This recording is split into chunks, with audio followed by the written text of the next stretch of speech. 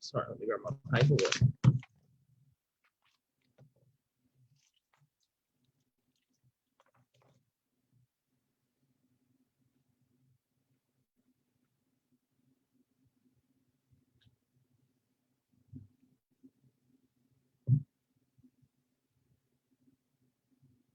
Guys, Angelo, how are you? Monday Night News. Dream Team's back.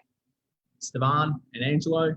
Hi, everyone. Angelo and Stefan. Guys, great to see you all this evening. And look, tonight, we're not going to harbour too much on about real estate topics too much, but we're going to talk about something that Angelo and I have had the pleasure of working with. I guess I've been here now for over 10 years with Novak Properties. Angelo, even a little bit longer than me. Angelo, how long have you been? Close to 16, 17 now. 16, 17 years. And we've seen a lot of change. We want to talk about the changes that have occurred in DY. And some of that reflects also the Northern Beaches as well. So we're just going to talk loosely about what we've seen. For DY, has it been good? Has it been bad? And I guess our own feelings on that. And then 2020, it's been an interesting year. Yep. How's it going to finish up is a topic that we're going to jump into very, very shortly as well for you guys. Look, if you do have any questions here, just follow us on our Facebook page at Novak Properties. Jot in any questions. Love to answer those and get things going for you guys. But look, Ange, God, DY has changed a lot. I know you're a local boy. You grew up the road. I grew up not far from here as well. Changed a lot since we were kids. I was going to say, I had an interesting chat with Glenn from the team today as well. But DY, let's just take a snapshot of maybe the last 5 years. In 2016, there was a census report out that had the population of DY sitting at 21,500, roughly, a little bit more, but say 21,500 residents living within the suburb of DY. Since 2016, we've seen a lot of big development. Angelo, obviously, Meriton highlighting the most recent, but the Oceana development, Osprey development, Carlisle, the other more boutique ones. Well, how many new properties do you think have come in since 2016 into DY? Well, I think that's going back on the figures you just mentioned. Yeah. That's population itself, but going back at even at the census, in 2001, 2002 it was actually, there was a big growth. Basically, DY had a massive flux of properties back in the mid-70s. Now, a lot of Sydney did, but that was, if you look at your typical red brick, cream brick, which for any buyers that are looking at the moment, it's a very common question asked, how old is this building? And it's, we feel like sometimes we're breaking records, literally repeating the same. It's all those red bricks, cream bricks. It's a very, very small era of that 1967, 68 to about 73. Then you saw a big gap, and there's actually not many buildings that were built in the 80s or even the 90s. There are some which were built over doubles and triple blocks in DY. There's one developer in DY which actually built quite a few of them in the early 90s. And then there was the next lot of properties. They've got phase of properties which were built in the late 90s, around the 2001, 2002, which back then from 98, 99 to about 2003 was an absolute booming market, as a lot would know that were buying back then. So from a census that was done just after that, there was in DY recorded just over 8,500 residences, houses, apartments in general. So all the old buildings that were built, there's 8,500. After the 2016 census, that number jumped to 9,350 odd. So in all those years, we only saw about 800, 900 new properties in DY. And most of them since 2016. Is that what you're saying? Yeah, well, this is up to 2016. Now, since then, you've got Meriton. Yep. You've got Meriton, which are about 350 properties. You've got Osprey, which is another 130 odd properties, and you've got Carlisle, another 85. Now, they're the three other biggest developments, you would almost say, in DY. Collectively, all those people have been saying, oh, buildings going crazy in DY. But all up, we're sitting at almost about 500 properties only that are added to a total of 9,300 that were anyway to begin with. So it's, that the amount of people moving into these properties as well, because a lot of them were being sold pretty quickly. Even when time came, then there was half a building was practically empty, ready to be tenanted possibly. Because a lot of people bought them were investors. From the moment, I remember Carlisle, block of 85 units, every apartment in there that was for rent was rented from week 1 to week 5. The whole building was finished, rented. So so things were still moving, yeah. I was going to say, so what about an increase of since 2016 to today? What, 600 new properties less? I reckon about 600. 600, right?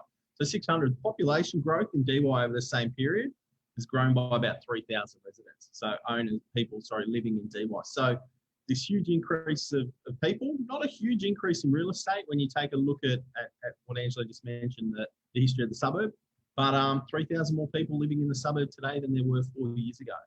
And most people would think, oh my God, it's getting busier, But you know what, I'm a fan. I think what they've done in the town centre is phenomenal. And so it's brought that attention.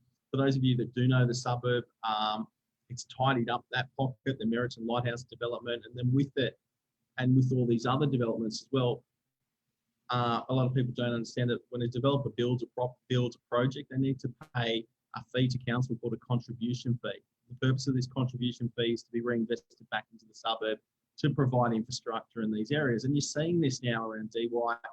Redmond Road Plaza was updated. The walkway from Pittwater Road all the way down to DY Beach on Howard Avenue, it's fully paved. There's new plants going in, the new playground, the Walter Gore playground. So there's all of these added infrastructure and lifestyle infrastructure.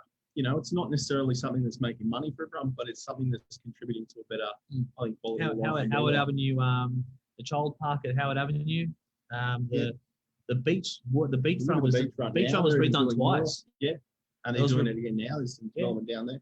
Yep. So that's a big thing. You know, looking at that's DY. So you look at a growth in what DY had all those years. We're talking about the population's gone up only 10, 15%. Yeah. Things that interest me is suburbs like Brookvale, being a neighbouring suburb here. And I remember that 2001 census, this is an interesting one, was 1,550 people in that suburb. Lived in Brookvale. In all of Brookvale. 1,500. In 2009 census it was. So it was like the following, I think it's called 2 censuses. I don't know how frequent so 2 censuses after that number jumped to just over 4,500. So it just shows you like suburbs, like streets like Shackle Avenue, the entire street which was built, Brookvale Avenue, and a lot of those units, because they're all Brookvale does not have that 1970. So the building there only really happened after the 2000s. So and that's where you see such a population change. An increase of 300% compared to a 15% in DY. Yeah, wow. I was going to say something else, but I think we talked about on Saturday afternoon. The beachfronts, like obviously the Northern Beach is known for its beaches, beautiful beaches. Now as the weather's warming up, everyone loves to get down there, whether it's for dinner or during the day. But we were talking, Angelo, how many beaches there are on the Northern Beaches that you can actually go and sit down and have a meal, or you can have a drink, or you can, relax for lunch. There's not that many that have dining right on the beachfront. And I think we came down and we were talking, there's you, myself, Mark, James from the office were talking, saying that really when you think about it, there's Manly Beach, which is such a hub, I guess, for the Northern Beaches. It's probably the most globally recognised beach. But outside of Manly, there's pretty much DY is the only beach where you can get to, and you can literally almost be right on the beachfront having a meal with family and friends. And DY, it's got a slightly more community feel to it. Obviously, Manly being the size of Manly, it's great for business, but again, it loses a little bit of that authenticity. Whereas I think DY still holds that. There's family businesses on the beachfront that have been there for decades, and it's still got that charm. So I think DY has done well. I think it's done really well. Definitely. And Angela, what do you reckon in the future of DY? There's still a little bit of development to come. But look, we were saying this probably about 3-4 years ago, where your main streets of DY going down your Oaks, your Howards, your DY parades, Pacific parades, there's not much development that you can possibly happen there. Yeah. we've had a few people, and there are a few small blocks that could potentially one day be developed or be bought out, I should say. But the zoning there and the height restrictions that you can actually build and what you can get on these blocks it's actually not worth it for a developer to pursue those. By the time you literally pay a whole, a couple of units or unit blocks a premium to then put them all together to only get a certain amount. So there are quite a few buyers, and I've been personally called in actually over the past to some unit block owners thinking that, we're going to get a developer in here we're a small block. They're going to hopefully buy us the next door out. And we're not seeing that. I think where the big money is to be spent in DY is still down the main strip. Yeah. So they've only just touched on it now with Meriton, with the Carlisle building there, and also Osprey across here. But there's still a lot of development, I believe, that's still going to be happening in years to come. Yeah. For money, I think council might not be maybe too far away in probably the next 5 to 10 years. What do you mean? That whole council area, that car park area, the library area. Yeah. So it'll be interesting to see what's going to happen to that in years to come. But it's going to be pretty much down here the street at the moment. I mean, there's 2 new blocks and new developments here. There's the Havana, and there's also the Delmar here opposite our office that are coming to DY. But putting those 2 together, you're still talking about 180, not even 200 units there between the 2 of them. Yeah. So it's still a very, very, very small portion. And I think also touching on this as well, if you want modern living, newer developments along the northern beaches, DY's really the suburb to come to. There's been a little bit in Manly Vale, but a lot of that's main road focused. A little bit in Brookvale's picking up. Obviously, Brookvale will be a suburb of change. Yep. But really, if you want a modern, when I say modern, up to say 10 years of age property, 2 bedrooms, 2 bathrooms, you got to come and look at DY. Yep. So it's a good one. I agree. It's a good one. What about real estate agents? Have we helped that in any way? Have we helped, or have we hurt the reputation of DY? I don't know. I think we always sing the praises of the suburbs that we work in. I like to think we help. I think people don't like change, and like I miss going down as a kid to DY and seeing sort of the old the old Flumbarker stuff. And I remember sports. I used to run into Mike Paulies back then when he used to be in that place, and you look at the old Spotlight, and you look at what DY was, and even going back further around those days as well. Good old when we started going out, the good old Jet Club. Yeah, and we'll talk about that the other day. Yeah, but in regards to sort of what I obviously with change, and look at Meriton. I remember being first involved with talks. This is back at Multiplex days when Multiplex actually owned that site, and we're going to and they were the ones that were pretty much putting a lot of the plans in through council, and just the pushback overall through public with that having that there, and it's just amazing to see. I think over the years selling so many units to downsizers that have actually bought in there, that are locals, that I can almost tell you that pretty much a lot of them were actually against the whole development in the high, and it's almost now it doesn't even I don't know, it doesn't resonate. Like no one ever thinks of it. Yeah, so it's a good thing. Everyone's taking it pretty well.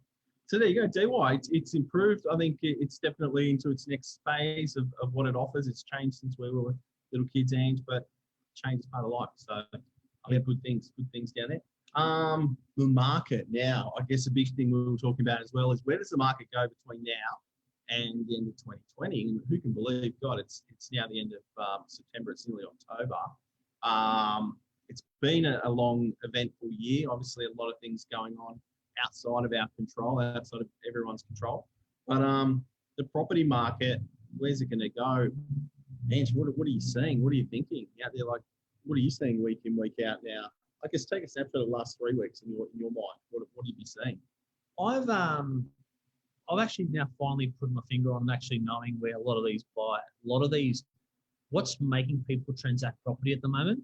And it's actually COVID, but it's COVID I don't think it's COVID financial related, because a lot of people, when they think, people are selling, and it's a big common question. A lot of people are coming there expecting to buy a property going, the owner's possibly in a bit of strife financially, could we get it? But the reason I'm finding a lot of transactions that are actually being made is COVID as in they've now been forced to work from home possibly for the next year and a half or year.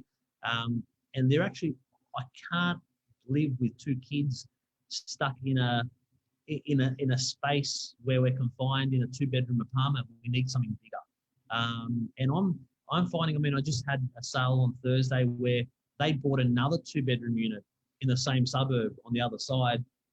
Obviously a higher price tag, a much bigger 2-bedroom that actually offered someone sold a 2-bedroom to buy a 2-bedroom. Correct. Just had a bigger, an enormous living area with a separate dining where they had that more space, and it was that lifestyle closer to the beach where they go, you know what, this is great. We can get out and go for a bit more air compared to being more closer to the main road in a smaller one. So it's that's a type of, I've got a place on the market at the moment in Kingsway there where it's a 2-bedroom plus a guest room. And that third room, I was having a good chat with a buyer the other day about it where they go, oh, the owners bought it for such and such. And I go, yeah, but you know what? When they, at that sort of time in the last 3 or 6 months, that guest room has just gone up in value because people needing that study now. Like it's not like we've got an extra room. Like now we need that room. Yeah. So it's just amazing how the need for people to be buying and selling is actually just picking up overall. And we're also having let's see what's going to happen now in the next couple of months with regards to lending. And I mean something we've been hearing as well, speaking to people in the bank, and I know it's out in the media as well regarding the banks are most likely now over the coming months going to be loosening up their criteria with regards to lending, and what's it called, the responsible lending. Yeah. So doesn't seem like, and they put so much in place to actually put it in. I don't think they're going to be getting rid of the whole thing, but it's going to be, I believe, getting actually just a little bit easier to actually get access to a bit more money, and they're not going to be knuckling down on you get every single dollar you're spending. The government, like as always, it's in their interest to have a property market that's moving, a fluid property market, whether it's upsizing, downsizing. There's obviously a lot of revenue the state government makes with stamp duty, and I think it's probably a good thing as well. So what's your take for the rest of the year? One thing I've seen a lot of recently, and I've been involved with a larger scale development up in Warriewood, I've seen a lot of outer area buyers, and probably ties into what you just said, Angelo. People looking for more that lifestyle move, not having to work so close to town as they did 18 months ago, 12 months ago. I see a lot of people moving into the beaches out of area. When I say out of area, typically Northern Beaches homes were being bought by people already on the Northern Beaches. I'm seeing a lot of people even transitioning from the eastern suburbs into kind of the kind of more in the Balgowlah, but even Forestville, coming from Chatswood, French's Forest, that market. We're seeing a lot of buyers that traditionally wouldn't coming into the marketplace. Doing a lot of work up in Warriewood, I see a lot of St Ives activity, Wahroonga activity, even out to Berowra, those kind of people moving back in to kind of the Northern Beach. A lot of downsizes from kind of the Berowra area. But I'm really being surprised by the number of people out of area that are coming to the beaches. And I think it's a big part is lifestyle. They talked about working from home. That study is now, the study's probably worth as much as second car space was before Christmas. Like, crazy to believe. But I'm seeing a lot of that, and I think it's going to be a busy year. We ran an auction over the weekend. The team ran an auction with Lisa and her sales team here at Forestville, and it went absolutely crazy over there. And that a nice, I'll use the word modest family home, but it was in very good order, very well kept, beautifully presented. Selling in excess of $2 million over the weekend. I think just sign of the times that people are ready to move on as well. I know with the year behind us, people want to get out there and find that family home now, and the weather's beautiful and get ready to enjoy summer. So I think it's going to be a really active period between now and the end of 2020, and hopefully 2021 is going to be good out there for us all as well. Yeah. But that's about it that we were going to talk about tonight. Anything else, Ange, that comes to mind that you might have seen? No, it's just what about first home buyers in the marketplace? Seeing that pick up yet? It's picked up incredibly, but there's a small a slight problem at the moment that I'm finding with a lot of the first home buyers, and the reason being is that a lot of them, they can only get access to 5% deposits through NAB or CBA, where they're also, the government's doing the lender mortgage insurance, the LMI rebate. A lot of those being capped at 700,000. That's the sort of borderline of your very, very entry level 2-bedroom unit in DY, and I'm finding a lot of buyers, for the sake of just buying a 2-bedroom unit, they're all crowding in that 2-bedroom unit market at that entry level. Yep. Where sort of another way, and just a bit of an idea, I've been speaking to quite a few first home buyers about this over the weekend. So we've got a couple at the moment for sale in Pacific Parade, which are at that entry level, and is that there's actually a few 1-bedrooms that are at that completely modern 1-bedrooms that have a guest room, or they've got a bit of space for a study, that just for some of you to maybe consider, where you'd be getting a very big, really nice 1-bedroom, that rather than jumping into the entry level 2-bedroom market. But I'm finding a lot of the 2-bedders, a lot of the first home buyers, they're almost stuck at, there's not much there for them, because that is the start of the 2-bedroom market. Even something we were going to talk about before we forget, rental market.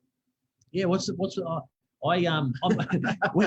not too involved with it, but I had one of we as individuals, the company clearly is, but clearly, yeah. But no, I thought for some reason, COVID, people moving out, saving money, going back home, because I know that was the case going back 4 or 5 months ago. But I jumped on for one of my own tenants that unfortunately I sold the property that they're living in, and the buyer that bought it wants to move in. So I'm trying to help them, and I jumped on even to see what's available for sale. And if we think for rent, and I'm shocked with the lack of properties. DY again with 9,500 properties. Right now, if you jump on realestate.com, I saw 55 or 50 properties there's less for rent than actually there is for sale. Wow.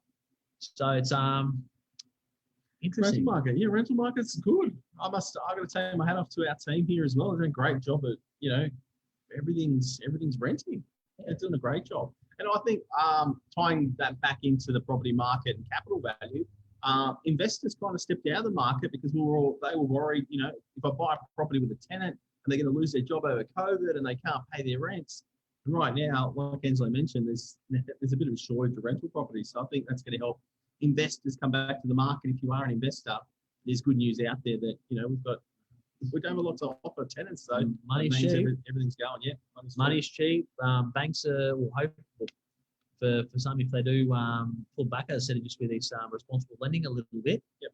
And you can get it. Maybe it's time to go speak to a broker now and just see if you can. And if money's so cheap, you just lock something in for a few years as a principal interest there, and you should be pretty safe to go. Yep. So beautiful. Cool. Ange, thank you. Thanks for joining. Thanks, Evie. Both tonight. And guys, we look forward to seeing you out there in the world of real estate. Of course, any questions, we're always here. Love to help you at Novak Properties. Call, email, text, whatever you prefer. Chat. Definitely. All enjoy. See you. Good night, guys.